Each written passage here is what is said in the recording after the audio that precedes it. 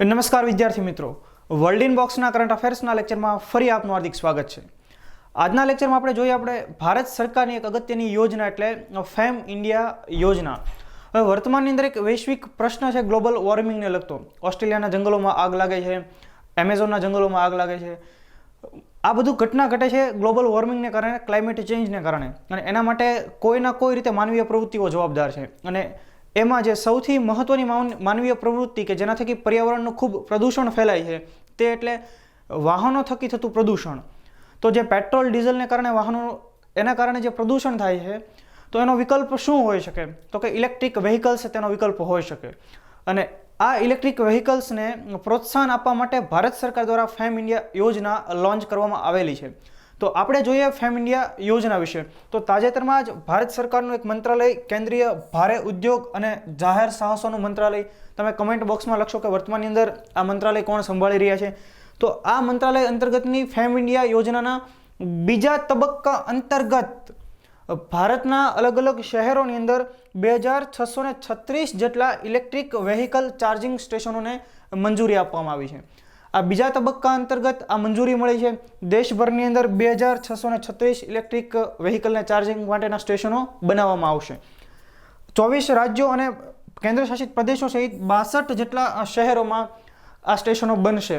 તો આ અંતર્ગત ગુજરાતમાં કેટલા સ્ટેશનો બનશે? તો ગુજરાતની અંદર 228 જેટલા સ્ટેશનો બનાવવામાં આવશે. તો આપણે આ જોઈએ ફેમ ઇન્ડિયા યોજના ક્યારે શરૂ કરવામાં આવી હતી તેને લગતી બાબતો. તો ફેમ ઇન્ડિયા યોજના, પહેલા એનું પૂરું નામ જોઈએ આપણે, faster adoption and manufacturing of electric vehicles in India. ફરી આપણે એનું નામ જોઈએ, ફાસ્ટર એડોપ્શન એન્ડ મેન્યુફેક્ચરિંગ, કે ઝડપથી આપણે સ્વીકારીએ અને ઉત્પાદન કરીએ. શેનું? તો કે ઇલેક્ટ્રિક વ્હીકલ્સનું, ઇલેક્ટ્રિક વાહનોનું, અને ભારતમાં. તો આ ફેમ ઇન્ડિયા યોજનાનું પૂરું નામ છે, જેનો મુખ્ય ઉદ્દેશ ઇલેક્ટ્રિક અને હાઇબ્રિડ વાહનોના ઉપયોગને પ્રોત્સાહન આપવાનો છે, જેથી કરીને પ્રદૂષણ ઓછું ફેલાય એવો અહીંયા ઉદ્દેશ્ય રહેલો છે. 2015 આપણે ન ભૂલવું જોઈએ, પેરિસ જળવાયુ સમજૂતી, જેની અંદર સસ્ટેનેબલ ડેવલપમેન્ટ ગોલ્સ નક્કી કરવામાં આવેલા છે. તો જેને 2030 સુધીમાં પૂરા કરવાના છે, તો તેના માટે દરેક દેશોએ પોતાનો ફાળો ભજવવાનો છે. તો ભારત તેની અંદર ખૂબ સારી કામગીરી કરી રહ્યું છે, અને એના જ પરિણામે કે ભાઈ વાહનો થકી પ્રદૂષણ ઓછું ફેલાય એ માટે થઈને ફેમ ઇન્ડિયા યોજના લોન્ચ કરવામાં આવેલી છે. ફેમ ઇન્ડિયા યોજનાનો પ્રથમ તબક્કો ક્યારે લોન્ચ કરવામાં આવેલો? તો 1 એપ્રિલ 2015ના રોજ, અને એ સમયનું બજેટ હતું 895 કરોડ રૂપિયા. જ્યારે એનો બીજો તબક્કો લોન્ચ કરવામાં આવ્યો 1 એપ્રિલ 2019ના રોજ, એટલે કે ગયા વર્ષે, અને એ સમયે બજેટ ફાળવવામાં આવ્યું હતું 10,000 કરોડ રૂપિયા. તો વર્તમાનની અંદર જે સ્ટેશનોને મંજૂરી આપવામાં આવી છે એ આ બીજા તબક્કા અંતર્ગત આપવામાં આવી છે.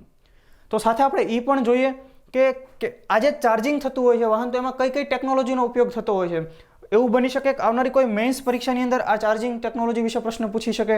તો મુખ્યત્વે 3 ચાર્જિંગ ટેકનોલોજીઓ ભારતની અંદર કાર્યરત છે, જેમાં એક છે ચાદેમો, ત્યારબાદ કમ્બાઇન્ડ ચાર્જિંગ સિસ્ટમ, જેને ટૂંકમાં CCS તરીકે ઓળખવામાં આવે છે, અને ત્યારબાદ ત્રીજી ઇન્ડિયન ભારત સ્ટાન્ડર્ડ. તો આ ચાર્જિંગ ટેકનોલોજી હતી. તો દોસ્તો, આ માહિતી હતી ફેમ ઇન્ડિયા યોજના વિશે. જો આપના વિડીયો પસંદ આવ્યો તો તેને લાઇક કરો, વર્લ્ડ ઇન બોક્સની ચેનલને સબસ્ક્રાઇબ કરો, તથા આવા નવા વિડીયોની નોટિફિકેશન માટે બેલ આઇકન જરૂર પ્રેસ કરો. Thank you very much.